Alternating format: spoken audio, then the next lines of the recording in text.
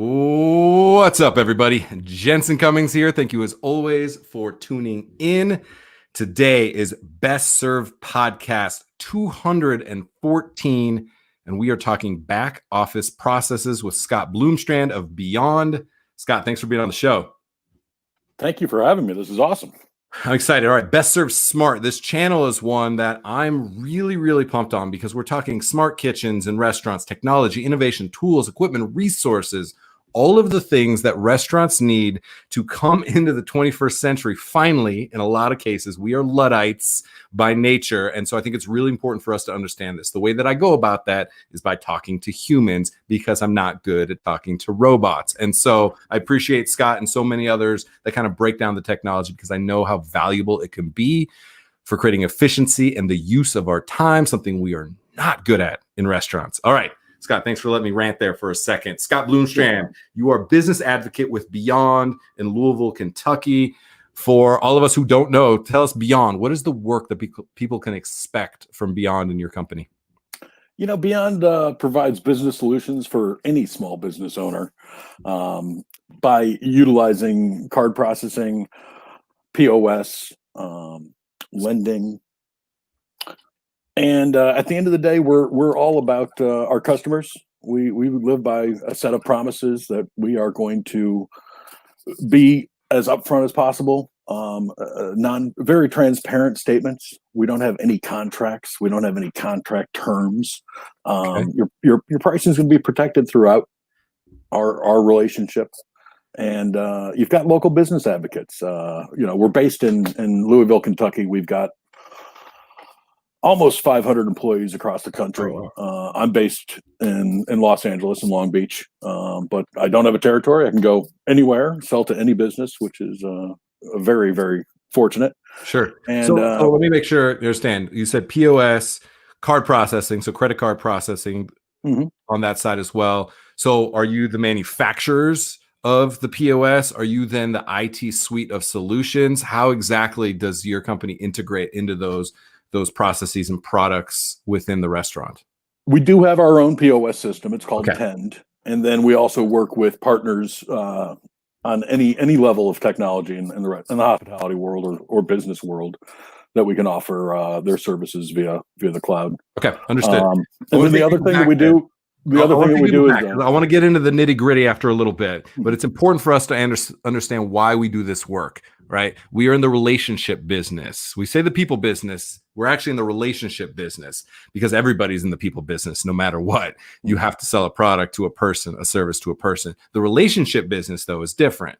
We do so much of our purchasing based on the recommendations of others. We are so word of mouth in the way that we have an expectation of the quality of service or product or ingredient that we use. And so it's very important for me to always understand why. And for you, with a hospitality background, I want to take people back, give you some street cred so people understand this is compelling work for you. You're not just selling a service and a product. And so take us all the way back, actually. I love to get the place that you first caught the hospitality bug. When did that start for you? When did you get into this crazy industry? You know, my mother grew me up in this business. She had a small specialty food store outside of Chicago called Spice and Easy. It was very comparable to a Starbucks in the 70s and 80s. She was a little bit ahead of her time, and I would go there after school, and really kind of got into the industry that way.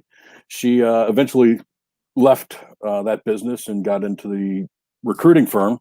And found her success by finding homes for chefs in the hospitality business. And when I was in college, I said, "Mom, I'm going to come home. I'd like to find a job for the summer."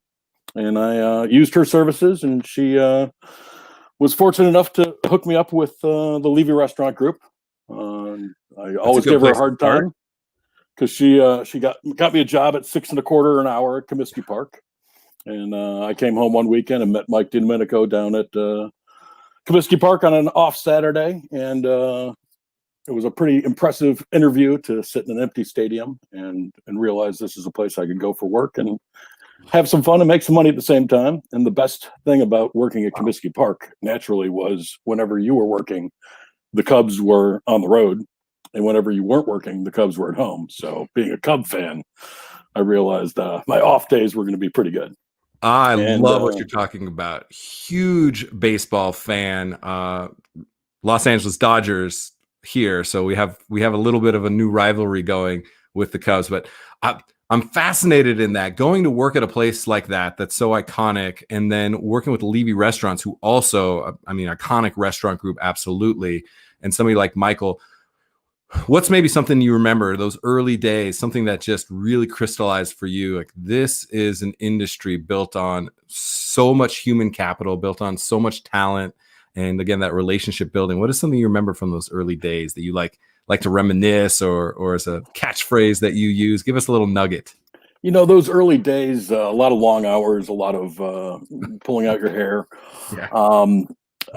The high volume was definitely a reward, just to see that many people have a good time and have a meal experience tied to a baseball game that they would never forget. You know, you think about the days in stadiums. When I first started at Levy, one of my responsibilities was to stop in the press box and drop the announcer of the White Sox, Ed Farmer, a fruit tray, because he was a diabetic and needed some fruit later in the game.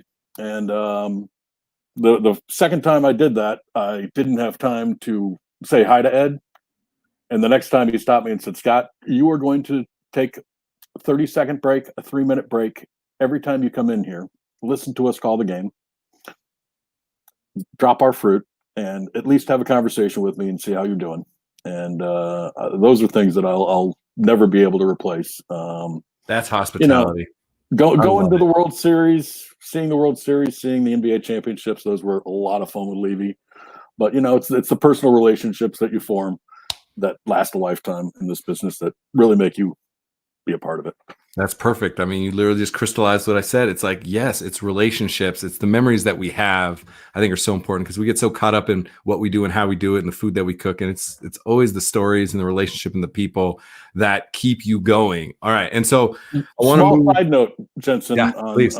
the beginning of my career, the White Sox were on the road quite a bit. So I had also been introduced to Amy Morton at Mirador and had the opportunity to work with Debbie Gold and Amy Morton for, I think it was about 3 weeks before I realized that my time at Comiskey was going to be overwhelming and needed to focus on that permanently. But it was incredible to work with Amy and Debbie Gold. Well, Debbie Gold, obviously, you know, is legend in my mind, somebody who really put me on a path in my career. And Amy Morton will be on the show in 2 weeks. So I'm excited about that. She's going to be part of a series we're doing in a couple weeks. So very, very cool. All right.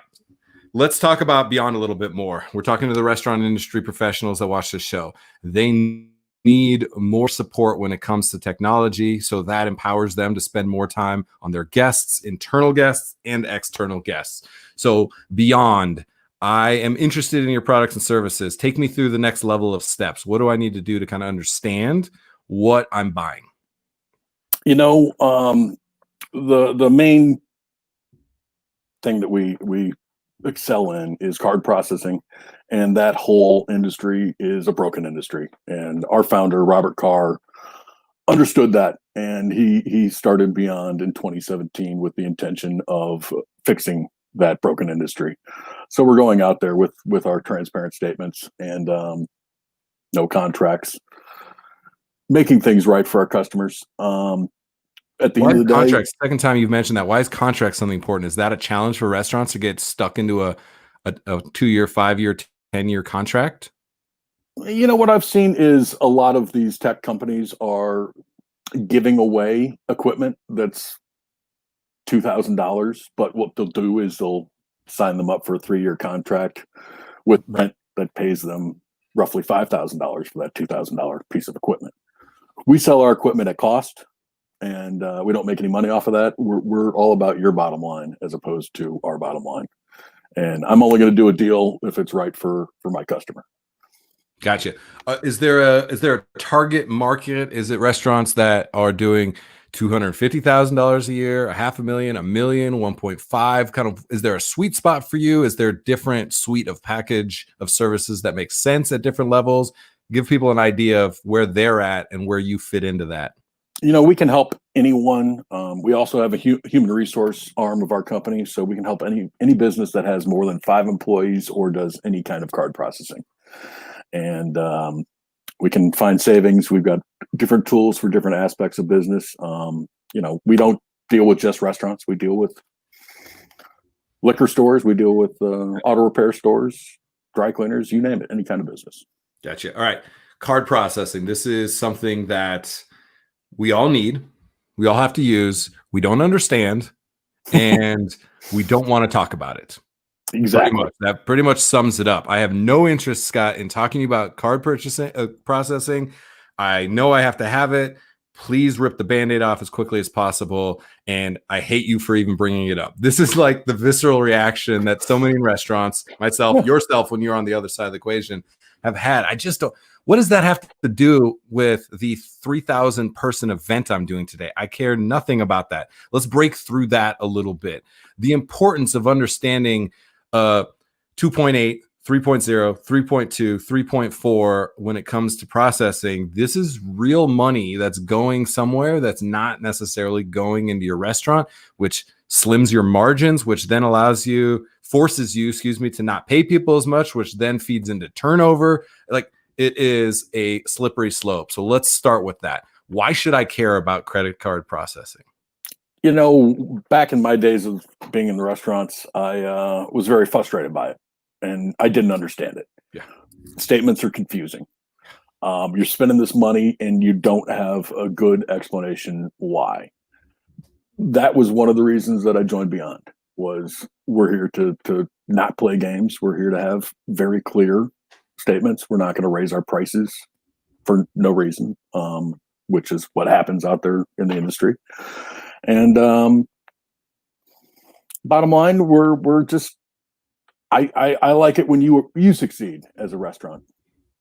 That's how I see my success. Understood. So let's talk about the pricing structure a little bit. A lot of times we're hesitant to do something new because then we have to have a whole new learning curve, and then we feel like we're getting sold, and then it's like, nah, if it's not broke, don't fix it. All these tropes that are playing. I don't have time to worry about that. It's working fine. And I'm sure you deal with that all the time. Of course. Nobody likes change. We're very changed in restaurants. And so I want to kind of understand that. Why should I go through the process of paying attention to what credit card processing I'm using, what POS that I'm using? Why can't I just use the thing that I've used for the last decade?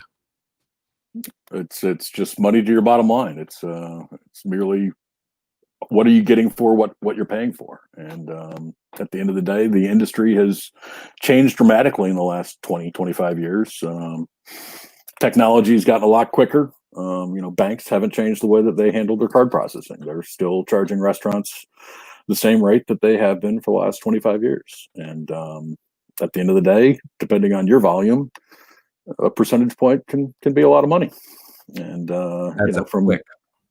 from what I've seen, I can probably save anywhere from 0.25% to over 1% per percentage point on your card processing. The next question is, well, if you can do that, why can't the other company I work with have the same price? What is it about Beyond specifically, your model, owning the resources, anything like that? Why is Beyond able to do that when the other guy who I'm buying stuff from now, can't they just do that as well? It's all about the promises that we live by, and making sure that we uphold those and that you can trust us. And at the end of the day, we're going to make sure that your bottom line increases as much as we can. Because if your bottom line increases more, you're going to stay with me longer. You're going to understand that this is a true partnership, and you've got local people that are caring about your community and making sure that these businesses are succeeding.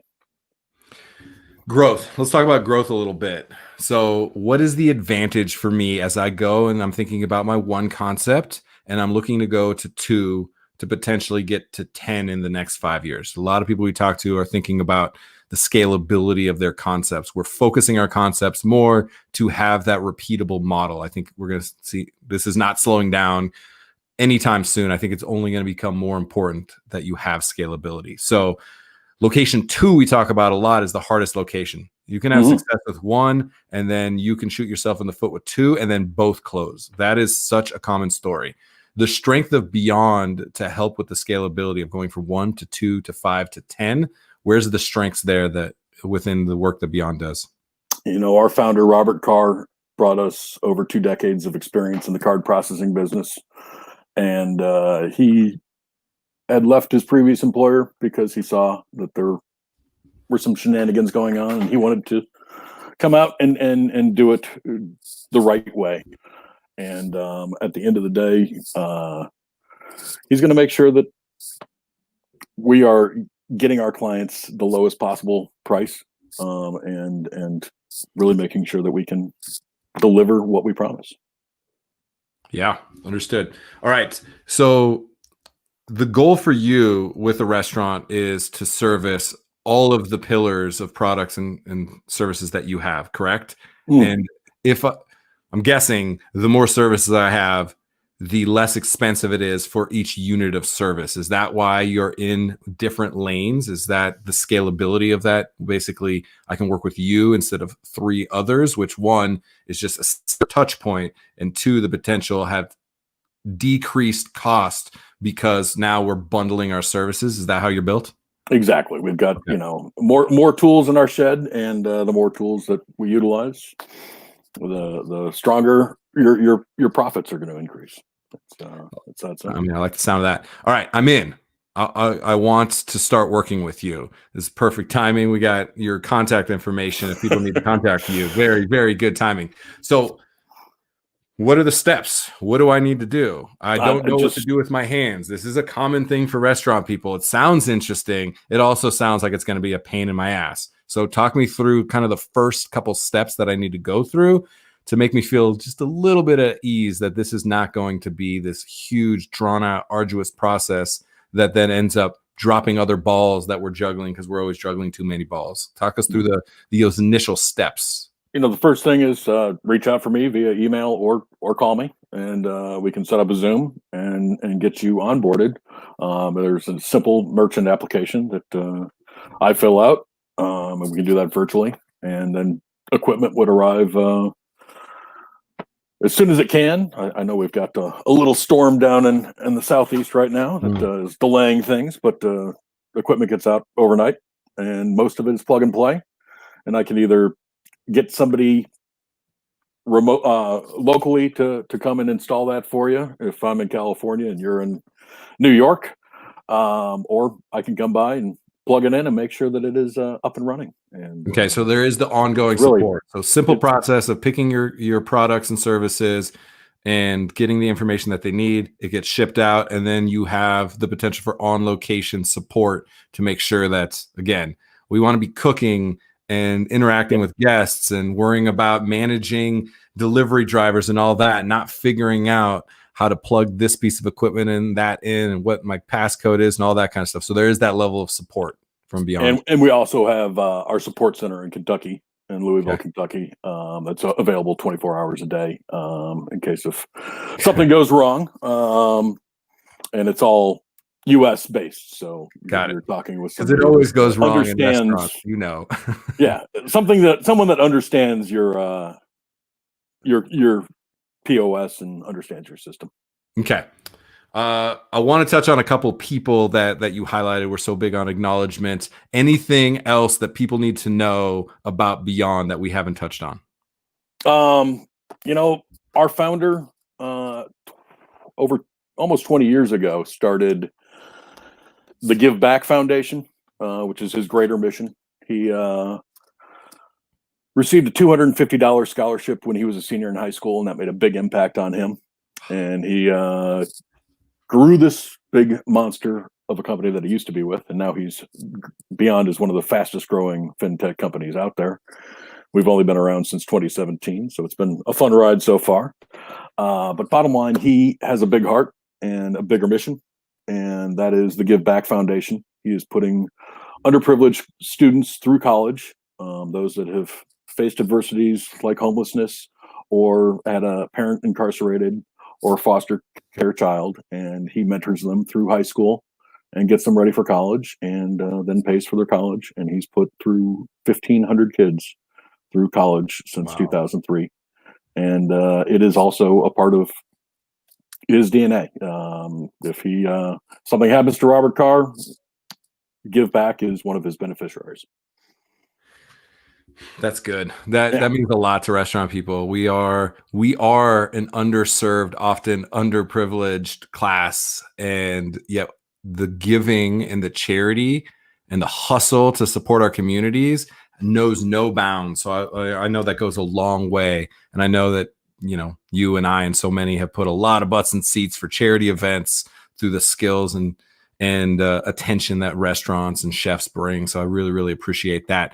All right. Speaking of chefs, I wanted to bring up somebody who means a lot to both of us, Jeff Parr, the late, great Jeff Parr, and somebody that we both got to work with and interact with. I've said internal and external guests. I literally learned that from Jeff, something that when he was the general manager of Tag Restaurant was something he talked about a lot. And I never thought of hospitality and taking care of our internal guests until Jeff said it. And then it's something that I've always focused on. So you guys got to work together a couple spots, inclusive of opening up the Pepsi Center in Denver, which everybody right now is really fired up about the Nuggets. I know it wasn't in Denver, but the Nuggets winning yesterday. So you opened that facility. Touch on Jeff Parr and maybe a story that you remember when you reminisce about Jeff.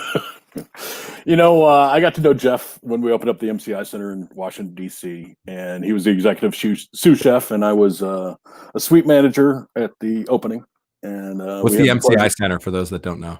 The home of the Washington Wizards and Washington Capitals in Washington, D.C. And we had the pleasure of serving the president a couple times in the owner's suite, and Jeff, being the executive sous chef, was handling the food, and the owner's suite was part of my responsibility, so we got to interact there. And when you open up a building like that, you form bonds with the people that you work with that are tighter than you could ever believe. And Sean Hennessy actually stood up on a soapbox at one of our opening meetings and said, "Hey, take a look around this room. You will know these people for the rest of your life." It is that kind of a group. And it truly is. It was. I still call these people on a daily basis. And they are my close friends. And then Jeff and I moved to Denver, and we went from a very large group of experienced Levy managers to opening up a building to 5 experienced Levy managers, Jeff and I being 2 of those 5. Yeah, wow. And it was a different scene. 2 years later, we were expanding quite a bit and did 5 openings in 1 year. And there were a lot of long nights working at Pepsi Center. And probably one of the best experiences with Jeff was cooking Thanksgiving dinner. We fed all of those that didn't have a place to go, since most of us were transients living in the city with Levy. And we did about dinner for about 25 at our house. It was quite a party, quite a good time, and great food, actually. That was one thing that Jeff could do was he could put some food on a plate. That boy could cook for sure, and his food had as much energy as he did, which was, if you knew Jeff Parr, through the roof. The guy is Energizer Bunny, absolutely. And so the food always had that. And when I interacted with him, he was a general manager working front of house. The ability to understand the plight of the cook was what made him a great general manager, because he truly understood his people, for better or worse at moments, right? Just having been through the fire so many times. So I really appreciate it. I'm so glad. I know this is about technology and innovation, but it's always about relationships and people. I'm so glad that we got to spend a moment. So Scott, thank you so much for being on the show. Thank you for having me. All right. You have a great day. Cheers. Appreciate you. Cheers. Thank you. All right. Scott Bloomstrand, again, I'm a broken record. I know this is about technology because we want to empower the people to have new models of the restaurant business, because it is time for us to evolve. Yet once again, it's always about relationships. And so whenever technology and services are a part of empowering us to build relationships, to reducing friction in that pipeline, to creating the opportunity to spend more time building those relationships, then I am all about it. I know sometimes as Luddites, we don't want to interact with technology. We want to interact with people. We got to bite the bullet and interact with more technology so that we get better at it, so that we can once again spend more time building those relationships. All right. That is it for today. Again, this was Best Served Podcast 214, Back Office Processes with Scott Bloomstrand of Beyond. I appreciate you all as always for tuning in. Cheers.